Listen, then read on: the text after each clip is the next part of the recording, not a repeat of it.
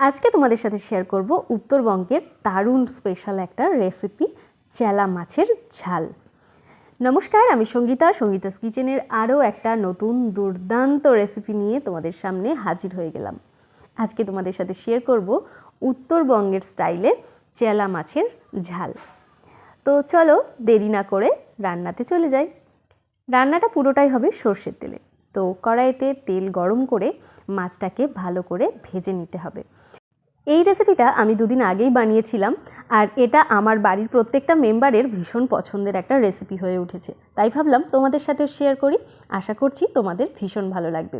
ভিডিওটা শেষ অবধি দেখো, কারণ ভিডিওর মধ্যে থাকছে নানান ধরনের ছোটোখাটো টিপস। তো চলো, এদিকে মাছগুলো কিন্তু একদম ভাজা হয়ে গেছে। ভালো করে মাছটা ভেজে তুলে নিয়েছি, আর তারপর ওই তেলের মধ্যেই দিয়ে দিচ্ছি লম্বা লম্বা করে কেটে রাখা আলু, সাথে দিয়ে দেব কুচিয়ে রাখা পেঁয়াজ।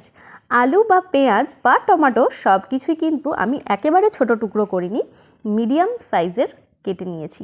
তো পেঁয়াজের ওপর থেকেই দিয়ে দিয়েছি দুটো ছোট সাইজের টমেটো।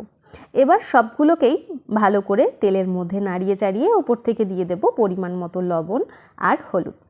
এই যে পেঁয়াজ টমেটো এগুলোকে কিন্তু খুব ভালো করে আমি এখানে ভাজবো না, জাস্ট অল্প একটু নাড়াচাড়া করেই এর মধ্যে দিয়ে দেব একটা মশলা, যার মধ্যে রয়েছে গোটা জিরে, আদা, রসুন আর অল্প একটু শুকনো লঙ্কা।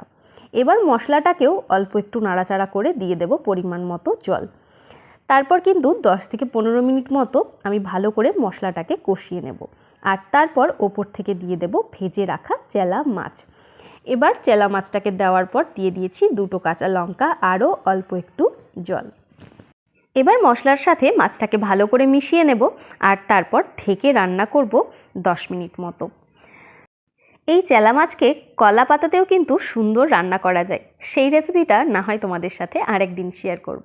তো 10 মিনিট পর দেখো, যখন ঝোলটা একটু গাঢ় হয়ে আসবে, তখন এর মধ্যে দিয়ে দেব অল্প পরিমাণ সর্ষে বাটা।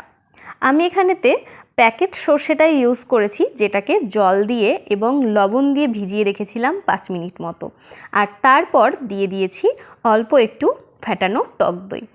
এবার সর্ষে আর টক দই দেওয়ার পর আরও 5 মিনিট ঢেকে রান্না করেছিলাম, যতক্ষণ না আলুটা সেদ্ধ হয়ে আসছে।